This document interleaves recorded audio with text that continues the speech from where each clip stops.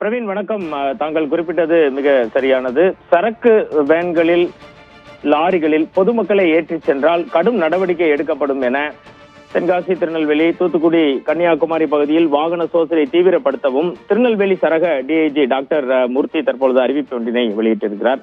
பிரத்யேகமாக அவர் நமக்கு தெரிவித்த தகவலில், இன்று காலை தென்காசி மாவட்டம் சுரண்டை அருகே லோடு ஆட்டோ ஒன்றில் திருச்சிற்றம்பலம் கிராமத்தை சேர்ந்த 15 பேர் விவசாய கூலி வேலைக்காக பயணித்த நிலையில் எதிர்பாராத விதமாக அந்த ஆட்டோ வளைவில் சென்றபோது கவிழ்ந்ததில் ஆட்டோவில் பயணித்த 3 பெண்கள் பலியானார்கள். பிரவீன், 12 பேர் லேசான காயத்துடன் தென்காசி மருத்துவமனையில் சிகிச்சை பெற்று வரும் நிலையில் டிஐஜியின் இந்த அறிவிப்பு மிகுந்த முக்கியத்துவம் பெறுகிறது.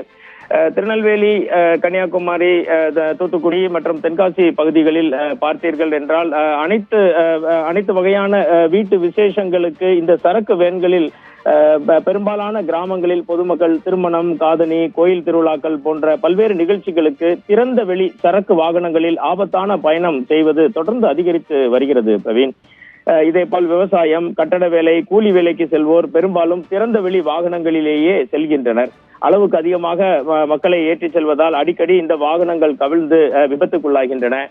வாழை லோடுகளை ஏற்றிச் செல்லும் இது போன்ற வாகனங்கள், வைக்கோல்களை ஏற்றிச் செல்லும் இந்த வாகனங்களை பார்த்தீர்கள் என்றால் மிக உயரமான இடத்தில், மிக உயரத்தில் இந்த இவர்கள் அமர்ந்து செல்வார்கள் அந்த லாரிகளில். அது போன்ற நேரங்களில் ஏதாவது அசம்பாவிதம் ஏற்பட்டு இது போன்ற விபத்துகள் ஏற்பட்டு உயிரிழப்பும் ஏற்படுகிறது. இது குறித்து இன்று நம்மிடம் பேசிய திருநெல்வேலி சரக டிஐஜி டாக்டர் மூர்த்தி, இது போன்ற சம்பவங்கள் தொடரக்கூடாது என்றும் இந்த 4 மாவட்டங்களிலும் உடனடியாக இது போன்ற விஷயங்கள் நடந்தால் உடனடியாக நடவடிக்கை எடுக்கும்படி சம்பந்தப்பட்ட காவல்துறை கண்காணிப்பாளர்களுக்கு அறிவுறுத்தப்பட்டிருப்பதாகவும் தெரிவித்தார்.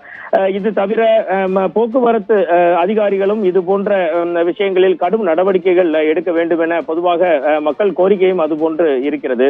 விதிகளை மீறி சரக்கு வாகனங்களில் மக்கள் பயணம் செய்தால் காப்பீடு எதுவும் கிடைக்காது என்பது மிக முக்கியமானது. பிரவீன், தேர்ட் பார்ட்டி இன்சூரன்ஸ் என்று கூறுவார்கள். பயணிகள் பயணிக்கும் வாகனங்களுக்கு மட்டும்தான் அந்த காப்பீடு கிடைக்கவே தவிர இது போன்ற சரக்கு வாகனங்களில் செல்பவர்களுக்கு காப்பீடு அளிப்பதற்கும் காப்பீடு எடுப்பதற்கும் அடிப்படையில் வாய்ப்பே இல்லை.